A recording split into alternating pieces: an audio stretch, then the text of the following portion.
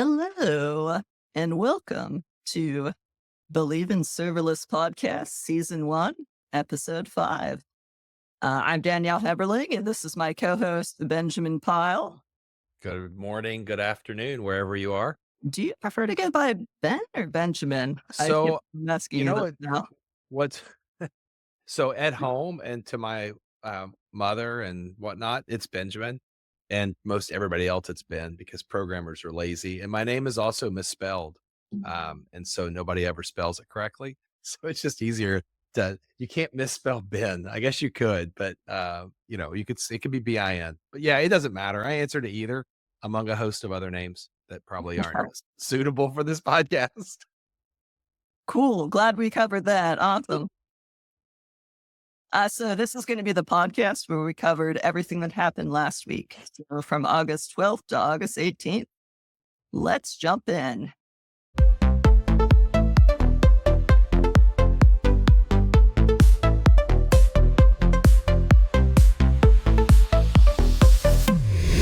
So just a quick reminder of this podcast's purpose. This is to catch you up on what you might have missed. We do our best to cover the best conversations from Discord. We answer any pressing questions that may have gone unanswered. We discuss the live sections and just what we found interesting about them. But before we fully start rolling here, let's first thank our sponsor. So this week's sponsor is Memento. Memento is an enterprise-ready serverless infrastructure platform with caching, event messaging, and storage services. Memento is a pay-as-you-go platform with instantly available cloud resources that elastically scale to meet even the most demanding workloads. Get started today for free by going to console.gomemento.com. Thank you so much to the Memento team for sponsoring this episode of the podcast and for your ongoing support of the Believe in Serverless community. Fantastic. I love Memento, by the way. If you use them like in production, so good. They're on my to try out list. I haven't gotten around to it yet. I've got them in 2 customers right now that yeah, really good. So happy that they're sponsoring this episode. So, what next up? New members. Like, can you believe we've been doing this for 9 months as a community and it feels like that's gone by super quick and now we're up to 860 members in Discord, which is just amazing considering that, again, 9 months in. So, this is the part of the podcast where we welcome all the new members. I make no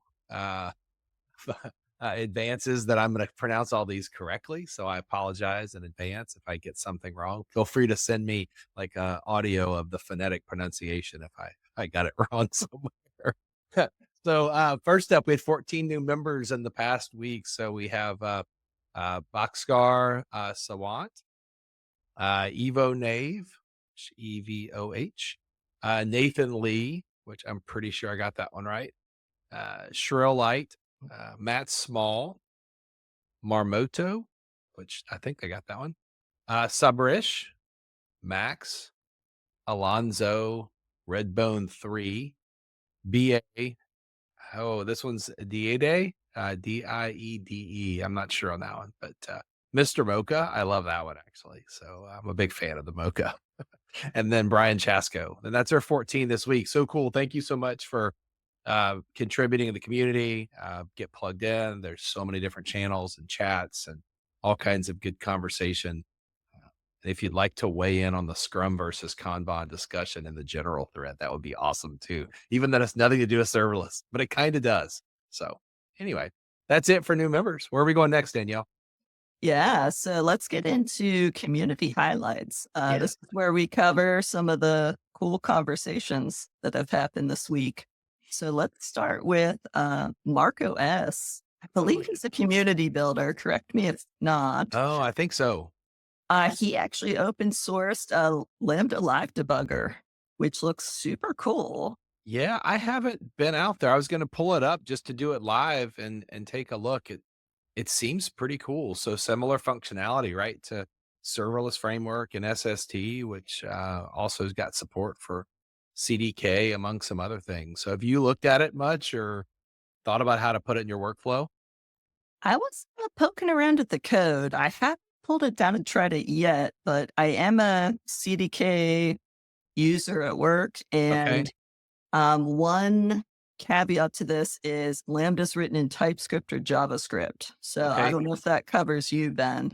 No, probably doesn't cover me. I'm not an interpreted kind of guy, but that's totally great if you are. So which flavor? I feel like Sam versus CDK is kind of like coffee versus tea. Yeah. Do you prefer one flavor to another? Lately I've been doing more CDK. Okay. But yeah, kind of my natural brain is more the SAM Hmm. way because that's kind of how I started. It's like Right. it just kind of burns in your brain in a good way. Do you write SAM pipelines at all, or how do you normally do pipelines for deploying SAM code? Do you get Yeah, into I some of that? actually never used SAM pipelines because when I used it, it was before they actually released Oh, that mm, feature. yep. Yeah. And I worked at Stackery and we actually built our own Yes. pipelines, which Yeah. was cool. Yeah. Rest in Oh. peace, Stackery. But Ahead of its time. yeah, I really think that was the case. But it was fantastic, folks. Well, this is cool. I love seeing this because I've said before, like the serverless movement is not like it's not like Kubernetes, right? Which was open source and it's got its open source community around it, right? Serverless is often very much like vendor sourced because like you've got to have platforms in order to run services. So it's fun to see open source tooling happen around the serverless ecosystem, which I feel like is a really natural fit. And so I always love seeing open source projects. This is cool. Yeah, definitely. Oh, and also to for the people listening, you can find it at LLdebugger.com. If we're nice to James, maybe he'll put that link in the show notes. So Yeah, that'd be great. I almost got confused at first. I read it as LLDB, which is a debugger on, and I was like, oh wow, what is that? And then when I looked it up, I was like, oh cool, Lambda I have debugger. That's awesome. but yeah, I love when people in our community do cool stuff like this. And like if you're trying it out, Marcus in our Yeah, Discord too. So probably she's really open for questions and conversation about it too. as a open source maintainer, I'm sure he's always looking for PRs and feed. Mhm. Oh, there's no Oh, short. yeah. All right, so next up, we had Samuel Locke was talking about IAC tooling, so infrastructure as code for those uninitiated. Now you know IAC is infrastructure as code. Um, so the question or the highlight was really around taking a CDK project and converting it to native CFN, or I would assume that's CloudFormation, uh, Mhm. Yeah, right? So that's that how they I can read it. yeah, it's kinda what I figured too. So, yeah, and then James and Tico had a really good just run CDK synth, right? Where, when you run CDK synth, it goes and, like, YAMLifies or actually JSONifies all of your all of your code and dumps it out there. So, it's ready to go as CloudFormation, and you could take that and put it in your build process, and, off you go. So, you got any thoughts on that? Have you ever, like, not run CDK when you were as part of your build process? You try to distribute CloudFormation before as a medium? Um, I actually have not, but I've used it for a different reason. Okay. Being someone who started on AWS SAM, I really missed SAM local invoke. So I Yeah, used yeah. BK for that, and then you just Yes. do like the dash dash Uh-huh. template. I Really do the good for same that. thing. Yeah, I know, I feel like CDK and SAM together, work really well. Yeah, I think so. I Um, spend a lot of time Rust has got a Cargo Lambda runtime or a tool chain that you can run. It kind of replaces the SAM local invoke from the Rust side. But yeah, yeah, if you're just running like non-Rust, you're kind of stuck with having to run SAM side by side with CDK for local tasks. yeah, totally. But yeah, and then Lee Gilmore had a good. You should just use Claude. Claude. Yeah, I've dabbled with some of the AI stuff, but, like, I Yeah. don't feel like I know enough to, like, know which ones are good and which ones are bad, so Yeah. I don't rely on AI tooling. And I know this is a divergence, but Lee brought it up. So I feel It's relevant. Yeah, I don't use any AI in my day-to-day tool chain. And it was funny, Kelsey Hightower, if you're familiar with who he is, right? He's super popular. He Yeah. mentioned something very similar last week, which I thought really kind of was the epitome of the my thinking as well, which um, I like all the little trials and struggles of doing things so that it cements it in my brain so I understand how it all works versus getting to the result. I'm never in search of just the result, I feel like. So, but I'm sure Claude is fantastic. And I would hate to deter anybody from asking Claude just because I said that you should struggle through your programming in your day to day life. Yeah, I think with some people, like, I think I did see that tweet from Kelsey or Uh-huh. those, whatever we're calling it. Um, yeah, I think he said something about how when he types, he's thinking. So he Yes. likes to go a little slower. So I could definitely empathize with that. Yeah, it's kind of like the writing process for me. So converting, I even like to look at what CDK is doing sometimes just to kind of validate that it's coming out how I want it to. Not that I don't trust it, but yeah, just Yeah. make sure it does what I want to. So cool. Awesome. What's Yeah. up next? Let's move on. Type Joe. I don't know how to Tico, Tico, sorry. Tico man. Yeah, Tico. Uh mentioned praise for the AWS Step Functions team for their time field feature, and it Yeah. displays multiple formats on hover. Uh, that was a cool call out. Yeah, I didn't even realize that. No. Do you use step functions a lot? Um, not enough to notice that, apparently. Yeah, I we do use them a little bit at work, but a Right? lot of it's kind of more like you're only really in there when you're initially developing Yeah, yeah, or yeah. there's the problem, and Yeah. really there haven't been many problems. So Yeah, I was hot and heavy early on with step functions, and then I backed away a good bit just because this is a nice ad. I like these quality of life developer improvement type stuff. Right. Operating GUI tooling that's executing things can be kind of hard to keep track of, but it is super nice. And so I love it. And the step functions team's fantastic, right? They're constantly taking developer feedback and plugging it in. So this was definitely, I agree, a good call out by Tico. yeah. Yeah, that team is really doing a fantastic job of, as an Amazon speak, customer obsession. Yes. It's They've done good to a see great that, job. right? Yeah, I mean, and there's been a lot of noise and probably rightfully so on maybe like it feels like there's like the obsession is like just customer paying attention. It's not as obsessive as it used to be. Mhm. But I think that when you start to really look beyond some of what the loud voices are saying, there is a lot of good developer and customer work that's happening. And so things like this are super appreciated.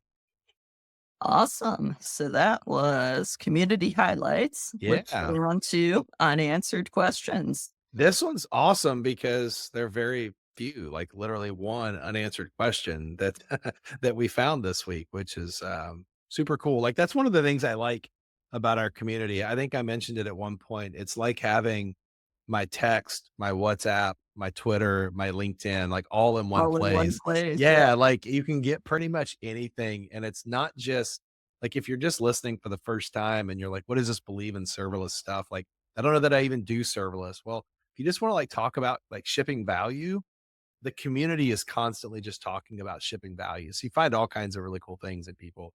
But Omid, who's super active, right? Omid's always throwing stuff in and Mhm. around and answering questions. He was asking about trying to use some ML training models and using that model for inferences later with SageMaker and was looking, he couldn't find a clean way for creating a pipeline with some infrastructure as code stuff.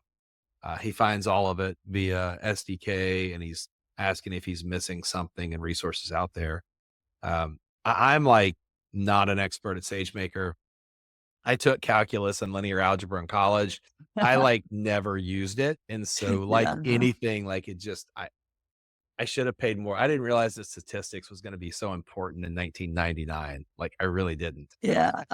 So, I don't know, like, I feel like there's a gap here. If there's anybody listening, I'm curious what you think. Like, if there's some SageMaker gurus out there, we ought to generate some community content. Like, and if you don't wanna write about it, but you want to be the expert on it, I'm pretty sure somebody would chip in and say, I'll write the article if you'll provide the code and contribute. Because Mhm. if this is a Yeah. gap, then we ought to fill this space. Yeah. Sorry we didn't answer your question, but hopefully this can cast a wide net of maybe someone listening to this podcast. Yeah. And that was in the data channel. If you're Yes. looking to answer it. Yeah. Uh, awesome. Let's get to the live stream key points. We've Ooh, yeah, got we a got a few couple of those. segments here. This first one is a video from the Family Feud that we did for the very first time. You So, have the intro music for Family Feud? Because that would be awesome. That song's like oh, stuck in my head. man, yeah, I wish. All right, I'm going to play it here and then we'll chat about it. So, Alan, to keep him alive, keep possession of Yep. the question for your team. Can I have an answer? Name something you Yeah. can do in S3 buckets. So I'm going to read into the nuance here on my first answer because on the screen it says write an object. So I'm going to say read an object.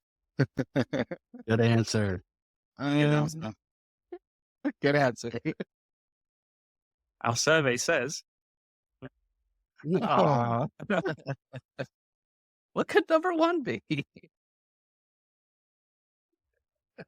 Awesome. Yeah, you can tell a lot of work went into Yes. that. Just like writing the questions, the creativity of serverless with, the familiar Family Feud. Yeah. I think Um, I probably would have answered expose data publicly on accident, right? That'd have been that I've used an S3 bucket for. That, Yeah, I forget what the answer was. Yeah. I guess this is our gimmick to get you to watch it. Yes. We'll do Yeah. that. Even if we'd watched it, we're not going to tell you. So now you should go watch it. Check out the episode. It is really cool. They're doing a fantastic job with that game, and it's such a cool way to get 6 or 7 or 8 people engaged. And we hope everybody enjoyed Yeah. it. Looking forward to more of it. Yeah, I would love to see more of it. I can't promise for them, but yeah, I think it was Serverless Guru folks Yes. that were Yes. handling that. Yeah, And I now they're agree. really great stewards of the community. So shout out to Serverless Guru folks. Absolutely. Fantastic. But okay. Yeah, let's move on to the second one for the week. Oh, yeah. Alan, on the Friday live stream, is building Jeopardy and Yeah. trying to write as few lines of code as possible. So let's watch that. You're going to be using Neon, serverless Postgres for storage and retrieval of the questions. And then we're going to be using Memento for serving that data after it's been configured, because Memento will allow us to basically pull that data, present it on the screen without having to build additional APIs. We can use the web SDK directly in the front end to fetch the data as long as we put it into the cache in the back end. We have added the capability behind the scenes to make Jeopardy in 21 lines of code. We do have more, but the majority of it here for actually getting the game set up is done in 21 lines of code, which is so awesome. So let's see what we have to do to get these displaying on the screen. Yeah, Super very cool. Have you used Neon? That's also on my list. Oh, yeah. I was watching the stream with Mahmood and James. By far one of the best Believe in Serverless streams, in my opinion. So I would highly recommend checking it out. Yeah, I think for me, I mentioned this actually in the last podcast that I did with James, was the lack of VPC private link is a deal breaker for me using it at work. Yep. HIPAA. He said it's on the roadmap, so Yeah. maybe in the future for work. Yeah, that's one nice thing about the Memento piece too, since he was using both, right? Memento will do private links, which is great. But as soon as Neon is there, then I agree. I think you'll see more adoption. Do you feel like, how do you, like in your personal or in your development, have you gone like all in on NoSQL, and have you like turned a blind eye toward like writing select from where, or are you still like in the, let me organize my data in third normal form and write some custom queries? Yeah, I think I started with SQL and then went NoSQL, full on single Yes. design. SQL's terrible. DB. Yeah, now more and more, I've been kind of going back more towards SQL, to be honest with you. But I think that might just be the type of data that I work with. Yeah, Medical data is kind of wild. it is relational. Yeah. I find it depends on like scale. Like if I need like Yeah. geo replication and like high throughput and it needs to be highly transactional a lot of ways, like I tend to go more NoSQL if the client or the project needs it. If it's Mhm. never going to leave like a region or two regions and it's naturally going to be API and like user driven and we're talking like low volume, I'll just go with SQL, even though it's easier with Dynamo sometimes. Having it in SQL makes it easier for like reporting and querying it and fetching the data out in Mhm. different ways. So I think Yeah, if you don't know like what your future data access patterns are going to be, yeah. is 'Cause kind of where it's bit me. But yep. Yep. SQL's still really, really good for that. So Neon's like it's great. I played around with it a little bit. Would like to do some more. I've got a project coming up that I might poke on. Um, Putting it in there. So I love that Allen is always like trying out new tools and capabilities. And I love that he focuses on like writing as little code as possible. yeah, Because the less code you write, the less chance for bugs. yeah, because ideally the vendors that you use, are really good. And then you can just Yes. lean on them instead of writing potentially Yes. questionable code. Yes. And I do write questionable code. So I appreciate I know I do. Yeah. Awesome. Cool. Let's get to the closing here. Yeah, so we've got announcements, right? So upcoming this week, I feel like this is a great week for the content that's coming out because Luciano is going to be talking about Rust. And of course, I like Rust, and especially Rust in Lambda. So which is fantastic. So he's going to be spending some time this week. Harder, better, faster, stronger Lambda functions. I like all the ERs in there Yeah. in the title. Like And Luciano always has like fantastic memes in his he talks. does. And graphics, it seems like Come too. for the memes at the very least. Yeah, absolutely. And if you've not gotten your fill of Rust, he's gonna bring some good stuff. I know him and James are working on a book together that's gonna be amazing. And I just believe Lambda is a very good starting point for a new Rust developer. It's hard to screw up a Lambda. Right? Like it's Famous so last words, huh? yeah, like well, I mean, it's so small. Yeah, true. If And you're you could doing it and you could more rewrite it. tiny. Yeah, so come check him out this week. I think that that if you're into Rust or you're on the fence, he'll be a good push to move you over the finish line.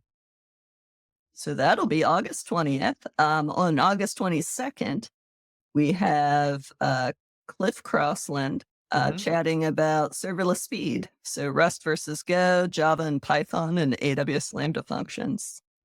Yeah. I think Another that one. will be interesting too. Do you pay attention to like because this is, a lot of Lambda, like if I'm getting 100 milliseconds, a user's not really noticing, right? Until like 250. Yeah, Um, usually. But I mean, it really gets into price, right? If you're running enough Lambdas, right? Mhm. 100 milliseconds versus 25 can make a difference if we're talking about uh, 500 million executions, right? Um, so have you done a lot of Java and Lambda? I have done zero Java and Lambda.